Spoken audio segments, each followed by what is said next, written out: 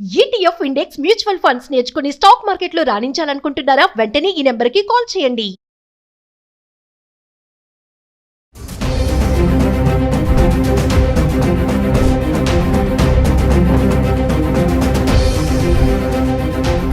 నమస్తే, welcome back to Suman TV. ప్రస్తుతం మనతో పాటు ఉన్నారు consumers affairs committee chairman Mandari Krishna Reddy గారు. నమస్తే సార్. నమస్తే అమ్మా. సార్, గోల్డ్ రేట్ చూసుకుంటే హెచ్చు తగ్గులు ఫ్లక్చుయేషన్స్ బాగా చూస్తున్నాము. అంటే America China trade deal impact కూడా దీని మీద ఉందంటారా? ఒక్కసారి ఎందుకు తగ్గుతుంది పెరుగుతుంది అంటే ఏం చెప్తారు? గోల్డ్ విషయం మనం చాలాసార్లు మాట్లాడుకున్నాం, ఇప్పుడు కూడా మనం మాట్లాడుకుంటున్నాం. గోల్డ్ అనేది ఏ ఒక్క కారణం చేత తగ్గడం కానీ పెరగడం కానీ జరగదు. ప్రపంచంలో ఉండే అనేక రకాల విషయాల మీద, ప్రపంచ ట్రేడింగ్ మీద, డాలర్ యొక్క రేటు మీద, డాలర్ యొక్క ఫ్లక్చుయేషన్స్ మీద, స్టాక్ మార్కెట్ల స్థిరత్వం మీద, ఇలాంటి అనేక రకాల కారణాల మీద ఆధారపడి మనకు గోల్డ్ రేట్ ఉంటుంది. ఈ పరిస్థితుల్లో ఏమైందంటే మొత్తం వరల్డ్లోనే మనకు ఔన్స్ రేటు తగ్గిపోవడం ఒకసారి, లేదా కొంచెం పెరిగిపోవడం ఒకసారి జరుగుతుంది. ఈ ఫ్లక్చుయేషన్స్లో కొట్టుకుంటుంది. 90,000 నుంచి ₹1,00,000 మధ్యలో తారాడుతుంది.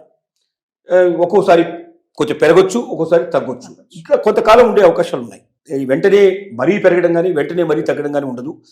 ఈ కొద్ది పెరగడం కొద్ది తగ్గడం ఇలాగ జరుగుతూ ఒక 2-3 నెలల వరకు ఇదే పరిస్థితులు ఉండే అవకాశం ఉంది. ముఖ్యంగా దానికి ట్రంప్ విధానాలే కారణం. ట్రంప్ ట్రేడింగ్ చైనాతో కానీ, చైనాతో ముందర ఏం చేశారంటే మిగతా దేశాలన్నిటికీ తగ్గించేసేసి చైనాకు మాత్రం బాగా పెంచేసి అలా కొద్ది రోజులు వీళ్ళిద్దరు తారసపడ్డారు. ఇప్పుడు చైనా అమెరికా కాంప్రమైజ్ అయింది. కాంప్రమైజ్ అవ్వడంలో ఏమైందంటే వీళ్ళకి రేటు తగ్గించేసి వీళ్ళ ట్యాక్సెస్ తగ్గించారు, వాళ్ళ ట్యాక్సెస్ తగ్గించారు. ఇద్దరు ఇప్పుడు బాయ్ అనే పరిస్థితి ఏర్పడింది, సిచ్యువేషన్. మిగతా దేశాలతో కూడా ఇంకా పూర్తిగా 100% విధానాలు ఇంకా రాలేదు. ఇంకా చర్చల్లో కొన్ని దేశాలు ఉన్నాయి, కొన్ని ఐటమ్స్ ఇంకా చర్చల్లో ఉన్నాయి. ఇలా జరుగుతూ ఉంది. ఈ ట్రేడ్ విధానాలు కూడా ఒక రకంగా గోల్డ్ మీద ఎఫెక్ట్ పడే పరిస్థితులు ఉన్నాయి. తర్వాత ముఖ్యంగా స్టాక్ మార్కెట్లో కుదేలు ఒకసారి బాగా పెరగడం కానీ, ఒకసారి బాగా తగ్గడం కానీ ఇట్లా జరుగుతుంది. బాగా తగ్గి బాగా పెరిగే టైంలో ఏమవుతుందంటే దాని మీద ఏం చేయాలనేది పరిస్థితి ఉంటుంది. ఎందుకంటే స్టాక్ మార్కెట్లో స్థిరత్వం ఉండటం కూడా ఒక రకంగా గోల్డ్కు ఊతం ఇచ్చేటువంటి పరిస్థితి ఏర్పడుతుంది. అంటే గోల్డ్లోనే ఇన్వెస్ట్ చేయాలి, మనం స్టాక్ మార్కెట్ వెళ్ళకూడదని నిర్ణయానికి రావాలి. కానీ అలా రావడానికి లేకుండా ఒకసారి పెరిగినప్పుడు ఆశ అటు చూపిస్తుంది, తగ్గినప్పుడు ఇటువైపు చూపిస్తుంది. ఇలాగా ఇన్వెస్ట్ చేసేవాడు కొన్ని వందల రకాలు ఆలోచిస్తాడు. వీటన్నిటి మీద ప్రపంచాన్ని మొత్తం టోటల్గా దృష్టిలో పెట్టుకున్నప్పుడు ఈ విధానం గోల్డ్ రేటు పెరగడం కానీ తగ్గడం కానీ ఇంకా కొంతకాలం ఒక 2-3 మాసాల పాటు ఇలాగే ఉండే అవకాశం ఉంది. ఆ తర్వాత పూర్తిగా కొంత తగ్గడం కానీ లేదా పూర్తిగా పెరగడం కానీ జరిగి అక్కడ కూడా మళ్ళీ కొంతకాలం ఆ పెరిగిన దాని మీద కానీ లేదా తగ్గిన దాని మీద కానీ మళ్ళీ ఒక ఫ్లక్చుయేషన్ 3-4 నెలలు ఇది ఈ ఆట ఇలా నడుస్తూనే ఉంటుంది. కాబట్టి గోల్డ్ గురించి 100%గా ఎవ్వరు కూడా ఇది ఖచ్చితంగా పెరిగి తీరుతుంది కానీ ఇది ఖచ్చితంగా తగ్గి తీరుతుంది కానీ చెప్పడం అనేది ఎవరి వల్ల కాదు. ఇది అసాధ్యమైన విషయం. పరిస్థితులను బట్టి చూసుకోవాల్సిందే. కొనగలిగే వాళ్ళు, నిల్వ చేసుకోగలిగే వాళ్ళు, శక్తి ఉన్నవాళ్ళు గోల్డ్ కొనుక్కోవడంలో తప్పేం లేదు. కొంచెం తగ్గినా మళ్ళీ పెరిగే అవకాశాలు ఉన్నాయి. 100% తగ్గదు, 100% పెరగదు. కొద్దిగా తేడాలు వస్తుంటాయి. ఒక 5% పెరగడం కానీ 5% తగ్గడం కానీ ఈ ఫ్లక్చుయేషన్ ఉంటాయి. కాబట్టి శక్తి ఉంటే కొనుక్కోండి కానీ అప్పు చేసి మాత్రం కొనుక్కోవద్దని మనం ప్రతిసారి చెప్తున్నాం, ఇప్పుడు కూడా చెప్తున్నాం. ఎందుకంటే అప్పు కట్టే వడ్డీ గోల్డ్ పెరిగిన దానికి అనేది సరిపోని పరిస్థితి ఏర్పడితే మనం చాలా బాధపడతాం. కాబట్టి అవసరాన్ని బట్టి మన దగ్గర ఉన్న శక్తిని బట్టి మనం కొనుక్కోవడంలో తప్పు లేదని మాత్రం ఖచ్చితంగా చెప్పగలం. అంటే ఈ ఫ్లక్చుయేషన్స్ ఉన్న టైంలో ఇన్వెస్ట్మెంట్ చేయడం అనేది ఎంతవరకు కరెక్ట్ అంటారు సార్ గోల్డ్ పైన? అదే చెప్తున్నాను, ఫ్లక్చుయేషన్ ఉన్న టైం లోపల గోల్డ్ మీద పెట్టాలంటే నువ్వు నీ దగ్గర శక్తి సామర్థ్యాలు ఉంటే, నీ దగ్గర డబ్బు ఉంటే పెట్టు. ఎందుకంటే గోల్డ్ మీద పెట్టిన డబ్బు ఎప్పటికీ నీకు నష్టం కాదు. 100-200 పెరుగునవే ఇప్పుడు కాకపోతే ఇంకా కొనకాలకి ఎప్పుడో పెరుగుతుంది. పెరిగినప్పుడే అమ్ముతాం, తగ్గినప్పుడు అమ్మవు కదా. కాబట్టి ఆ రకంగా చూసుకుంటే డెఫినెట్గా కొద్ది గొప్ప బెనిఫిట్ అవుతుంది. కానీ నువ్వు అప్పు చేసావు, ₹2 వడ్డీకో, ₹3 వడ్డీకో, ₹4 వడ్డీకో తీసుకొచ్చి నువ్వు గోల్డ్ కొంటే పెరగకపోతే, నువ్వు అనుకున్నంత రేట్లో పెరగకపోతే నీకు నష్టం వస్తుంది. కాబట్టి అలాంటి నష్టాల బారిన పడకుండా శక్తి సామర్థ్యం వాడు కొనుక్కోవచ్చని మాత్రం మనం అడ్వైజ్ చేస్తాం. మరి ఈ టైంలో మనం రీసెంట్ ఒక వీడియో మాట్లాడుకున్నాం, ఆర్బీఐ గోల్డ్ లోన్ పైన కొంచెం చేంజెస్ చేసింది అనేసి. మరి ఈ టైంలో ఆ లోన్స్ అనేవి ఎలా ఉంటాయంట, తీసుకోవచ్చు అంటారు ఈ టైం ఫ్లక్చుయేషన్స్ టైంలో? ఇంతకుముందు ఆర్బీఐ రూల్స్ ప్రకారంగా గోల్డ్ మీద లోన్ తీసుకున్న వాళ్ళు 3 సంవత్సరాల తర్వాత తిరిగి మొత్తం చెల్లించాలి. అంటే మళ్ళీ అవసరమైతే మళ్ళీ లోన్ తీసుకోవాలి, ఆ పద్ధతి ఉండేది. కానీ ఇప్పుడు ఆర్బీఐ కొత్తగా విధించిన నిబంధన ప్రకారంగా 1 సంవత్సరం మాత్రమే గోల్డ్ లోను తీసుకోవడానికి అవకాశం ఉంటుంది. అంటే 1 ఇయర్ తర్వాత వడ్డీతో సహా మొత్తం కట్టేసి మనం గోల్డ్ మనం తీసుకొని మళ్ళీ అవసరమైతే మళ్ళీ దాని మీద లోన్ తీసుకోవచ్చు. ఈ పరిస్థితుల్లో ఏమవుతుందంటే ముఖ్యంగా పల్లెటూరులో ఉండేటువంటి వాళ్ళు ఎక్కువ భాగం, మన గ్రామీణ జనాభా మనకు ఎక్కువ. పట్టణాల జనాభాతో పోల్చినట్టయితే 70% మనకు గ్రామీణ జనాభా ఉంది.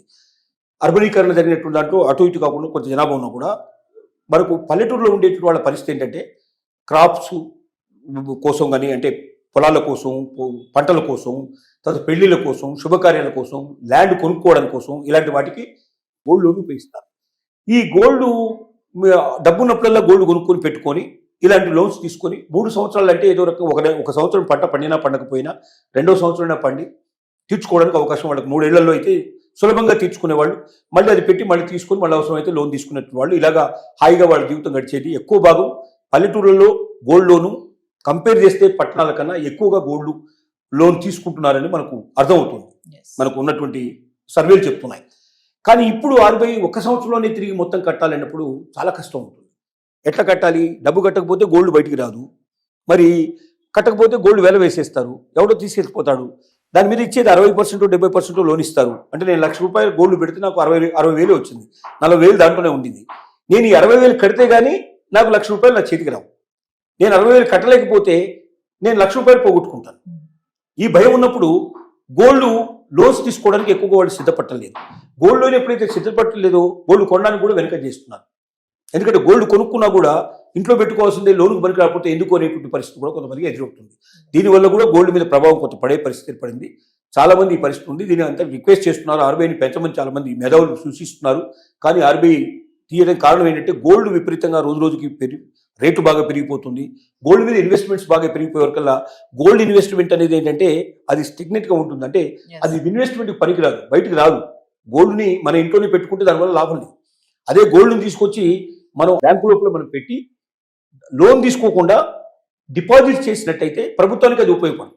కానీ చాలా మంది డిపాజిట్ చేయడానికి ఇష్టపడరు. అవసరమైతే లోన్ తీసుకుంటున్నారు, లేకపోతే ఇంట్లో పెట్టుకుంటున్నారు తప్ప దాన్ని ప్రభుత్వానికి పనికొచ్చేట్టుగా చేయడం లేదు. దీనివల్ల ప్రభుత్వం చాలా నష్టపోతుంది. కాబట్టి ఎట్టి పరిస్థితుల లోపల గోల్డ్ లోన్స్ తగ్గిస్తేనే మంచిది. దానివల్ల గోల్డ్ మీద ఇన్వెస్ట్మెంట్ తగ్గిపోతుంది. తద్వారా వేరే రకమైన ఇన్వెస్ట్మెంట్ ద్వారా అది ప్రభుత్వానికి, ప్రజలకు ఉపయోగపడుతుంది. ఇన్వెస్ట్మెంట్ రూపంలో బయటకు వస్తున్న ఆశతోటి RBI ఈ డిసిషన్ తీసుకుంది. ఈ RBI డిసిషన్ గోల్డ్ మీద ఎఫెక్ట్ పడేటువంటి అవకాశాలు పుష్కలంగా కనబడుతున్నాయి. Thank you.